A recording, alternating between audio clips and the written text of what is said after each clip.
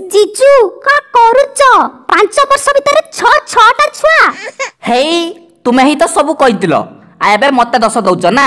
अरे आमे कोन कहिलु की कहि नथिल कि आम झियो को केबे खाली पेट रे रखिबनी बोली। देखो एबे गोटे मास भी ताको खाली पेट रे रखिनी बुझिल। अच्छा जीजू तुमे केबे हसनी की केने एमती केने पचारुछु की काहे कि ना तमर गोटे भी हसुथबा वाला फोटो फेसबुक रे नाही। तोते गोटे कथा पचारिबी तू केबे गाधौनी ना। वाह मु तो डेली गाधाए केने की हला की आउ ताले तोर गोटे भी गाधैला वाला फोटो फेसबुक रे नाही जे। ओई पूजा गोटे किस दे ना। केने मु केने देबी तुम स्त्री को जाई मागुनो। अरे साड़ी परा अधा घर वाली एत्ती की जानिनु ना।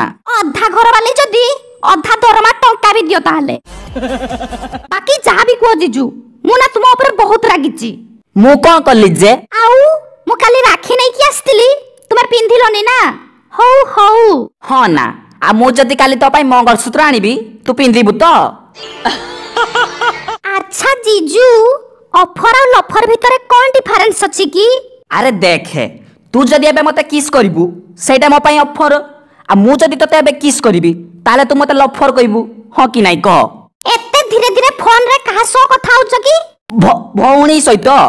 भौणी जदी एते धीरे धीरे केने कथा होछ। अरे तो भौणी सह पागली। ए सुना ना गटे किस दियो ना। ना ना एबे जवाबी मु से किस पिस करि पारिबिनी। केने अरे तुम भौणी बागर हबो जे हां तो आज काली ताको किस प्रैक्टिस करा सिखौची परा।